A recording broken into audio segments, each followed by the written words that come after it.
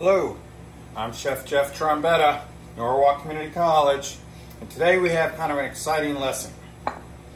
I think it's exciting because these are dried chilies, specifically Guajillo. And a lot of people don't know how to work with these things, but they make wonderful sauces. These particularly are very good because they're kind of fresh. They're dry, but they're fresh. That means it has a lot of meat in there. They're not like really dehydrated. And I'm going to make a salsa, or a sauce, really. Kind of like an enchilada sauce, really. And they're very common to the ancho chili. The beauty about peppers, which there are a lot of varieties, is that they have a dried version and a fresh version. And so these are Guajillo, and their fresh version is the Mirasol. Whereas an ancho chili, the fresh version is the Poblano. And so I made this sauce from them, and it maintains its rich red color. They have a rich, kind of a sweet flavor. They're not that hot. They say they're just below a jalapeno, but I don't find that true at all. And so we're going to make kind of enchiladas. Here's what we're going to do. All right. These are corn tortilla enchiladas. And you can see I have the Guajillo sauce on the top, kind of like a enchilada sauce. But what we're going to do is, what's important here is how to make these guys. And so we're going to hit the pan with a little bit of olive oil. All right. And these are ramps. 'Tis the season. All right. These are the bottoms of the ramps. Okay. That's what I'm using, not the leaves. All right. And so I have these cut. And you know, whoa. All right. I am going to, all I did was take out the stem and that big cord of seeds. But I left most of the seeds in here, see? And I just kind of split them, all right? Because we're going to strain this out eventually, all right? So we're going to preserve. You know what? I'm going to add some more because, so this is what I do here. And then I just cut in half. And you can see all the seeds are there. And the seeds have a little bit more flavor and maybe a little bit more heat. And see, I'm going to take these seeds and use them. So they're going to get strained out. And these are just a wonderful flavor on these chilies. All right, let's turn it up a little bit. Okay, so now we're going to add some garlic, right? Just some sliced garlic. All right, and all this is going to be pureed in our little processor there, right? And I could add anything I want. The main substance is these chilies, which I'm even going to add more, all right? All right, because that's the main body of this whole thing. And we're going to reconstitute it with water, all right? So let it kind of toast up. If you were toasting these, you would toast them dry, no oil. And you could do that and make a powder, all right, and then process that. But you need kind of a high-speed processor, or a spice grinder works very well to make powders. And it's very good in that application too. This is going to be a wet salsa, all right? And so what we're going to do is let that kind of toast for a little bit. We're going to hit it with some water, and then we're going to puree it. And then I'm going to just assemble some tacos, not tacos, but enchiladas really, and bake them in the oven and plate them up. And the other aspect of this wonderful presentation, if I might add, is, whoa, I used too many in the practice. These are sunflower microgreens from Guilford Greens. Guy does a wonderful job, George Page. Really, honestly. I mean, he germinates these things in like a couple days, and then he grows them, and he's been really building a business. But I would say it's more of a hobby. The guy's just in there at night, and matter of fact, I came out of there the other night, And he's got all these grow lights gone, and some of it. And I have these 2 boxes. I have these radish microgreens too, and we're going to use them as like our lettuce, and it just adds so much to these enchiladas. And I come out of this house, and this guy's walking on the sidewalk, and he says, you know, the guy's got a lot of grow lights in there. I go, yeah, he grows microgreens. And the guy's like, yeah, sure. And he sees me with these 2 boxes. I assure you, he grows microgreens. And he fools around with other things like basil and things like that. You know? I know it looks like the 60s or the 70s, you know, with the grow lights and all that. But seriously, it's not the case. The guy does a wonderful job. And the stuff is so fresh and lasts forever. Listen, ratio cooking, right? How much water? You want some body to the sauce, right? So not too much water, all right? You want flavor. But water's a great thing to cook with, and we underestimate it. Again, we're making this. This is strained out, and actually, what's strained out is here's like some skin and seeds, but I use most of it. As you know, there was a lot more because I use that. It's still good. But if you want to make it what they call soigné, you know, French for, you know, beautiful, is and elegant and exquisite, you strain it out, okay? And let's let that thing cook for a while. And so, of course, we have our ramps. 'Tis the season. I have the bottoms in there, and we have some tops. And I'm gonna cut these up because while that's cooking, and that's almost done here, and then we're gonna puree it.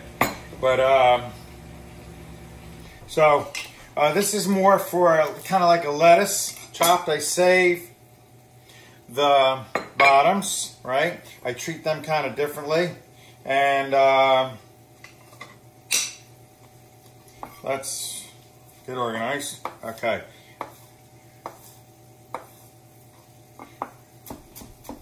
All right. So,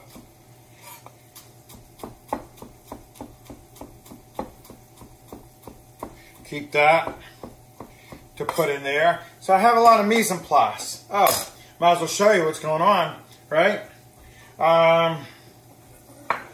Let's just put this in there. And all my little mise en place, we're going to show you what we have. Okay, so we have a little salsa. You can make any kind of salsa you want. Okay, I haven't been in the store in a while, so I actually stretched these tomatoes with sun-dried tomato. I got a little red onion. I do have some ramp greens in there. I have some chili flakes and some garlic. A little bit of oil and a little bit of vinegar. Don't underestimate vinegar, actually.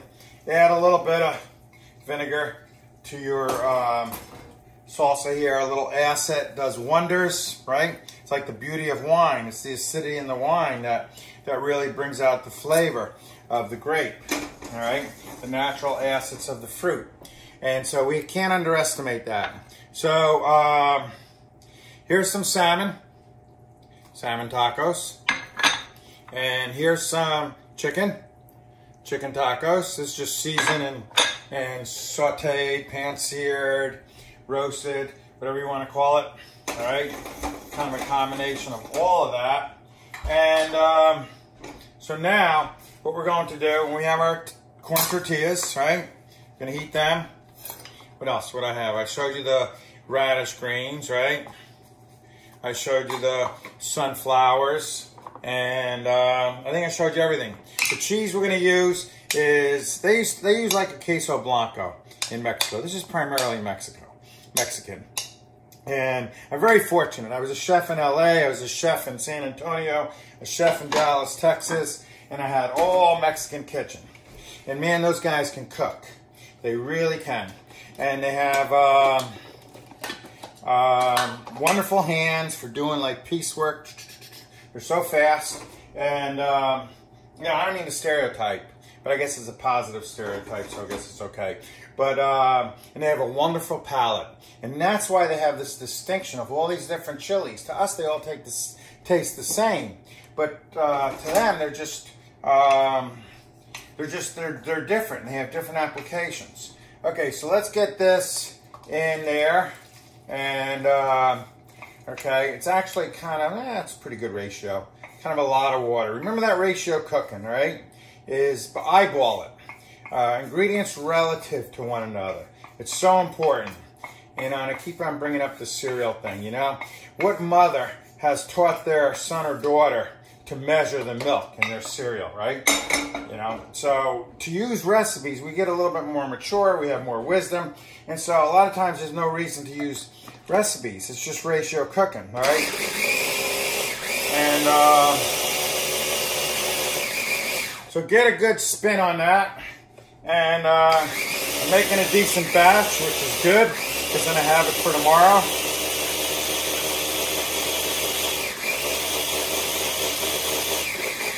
Remember, there's seeds in here and everything else.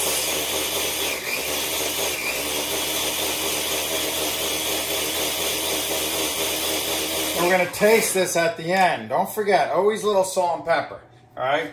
So let's give that a little bit of that, a little bit of shakeroo, and let's give we'll shake that off there. And okay, so you can see what it looks like. This is unstrained. You don't have to strain it because those peppers are they're dried, but they're so fresh dried that the skin's actually, you know, they don't stay in these pieces that get caught in your teeth. They're actually palatable. All right, so, but I strained this one through like a finer kind of sieve type strainer, right? Okay, so now I always test for salt and pepper, all right? And I didn't add any salt, all right? And we could add pepper if we want. That was just, it's fruity. It's a fruity, sweet, kind of a tea flavor. Is the best way to describe it. And you can read up on it. Guajillo, G-U-A-J-I-L-L-O, Guajillo. All right, so I added a little chili flakes. All right, and let's give it another taste. All right, so that's that. That's done. All right, so now let's proceed to make our tacos and put them in the oven, all right? So, now, these aren't the freshest things in the world. They were in the freezer. And so, that's why it's good to make enchilada, right? Because they don't fold real nice to make a taco. So I'm just kind of quickly heating them up, all right? We'll save the sauce for the top, and just to soften them up a little bit, and we're going to take some salmon here, all right? Let's take some salmon. Get over here where you can see it, all right? Just put some salmon in there, all right? That's all.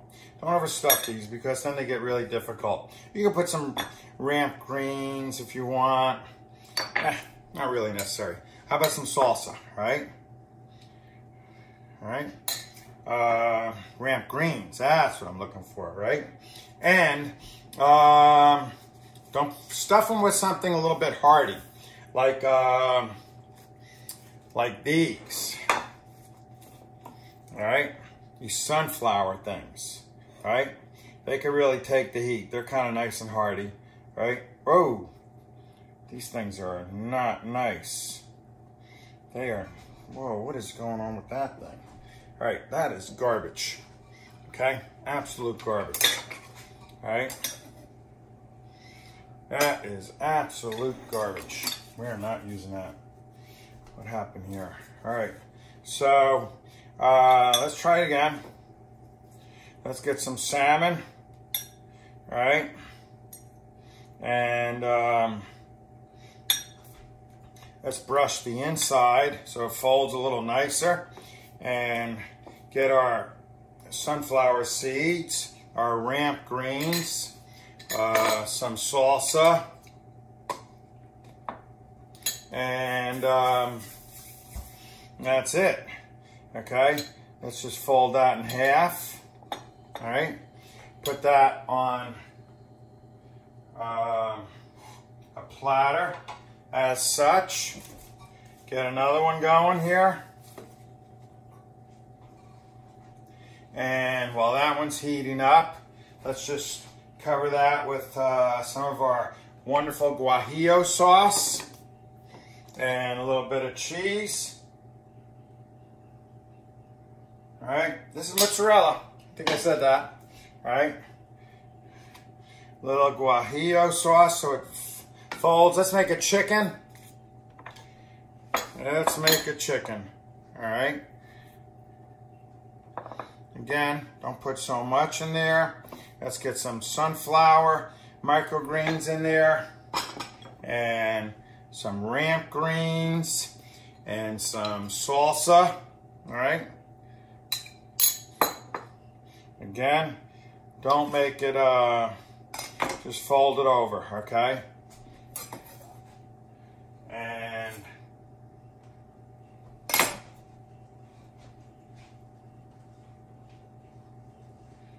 like that. This is lightly oiled. This is called a Sizzle platter, actually, right? It's for reheating stuff in the oven, okay? And that's that. And so let's put them in and move our stuff, turn off our heat, and we'll plate something.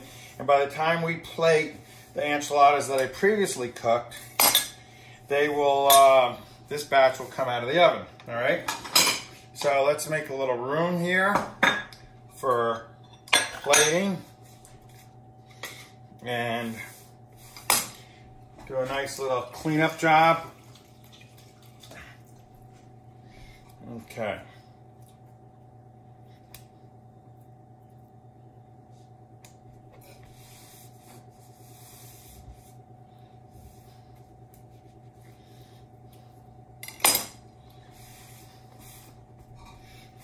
All right. So, what do we have here? So let's take a plate. Let's take some of these Radish Microgreens from Guilford Greens here in Guilford. And seriously, these things outlast shelf life and everything. This guy just, you order it and he picks it. And then that's it, all right? And I've been actually working with him for quite a while, and product's always consistently good. Okay, so let's take a nice enchilada. Take a center cut. All right.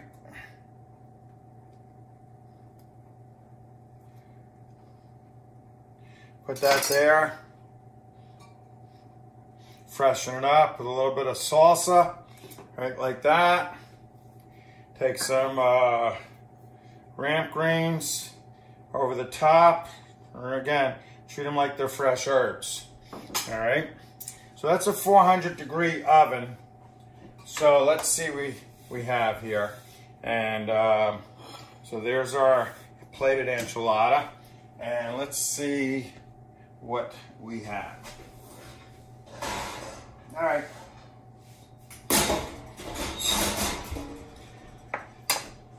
Okay, could go for a little bit more, but that's it. You get the idea.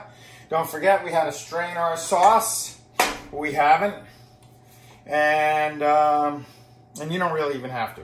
So, Guajillo dried chilies is the lesson of the day, and the microgreens that really liven things up. Stay away from that traditional lettuce, especially iceberg. All right, you can even go wild if you want. The dandelions are still running pretty good. Okay, I'm Jeff Trombetta. Thanks for watching.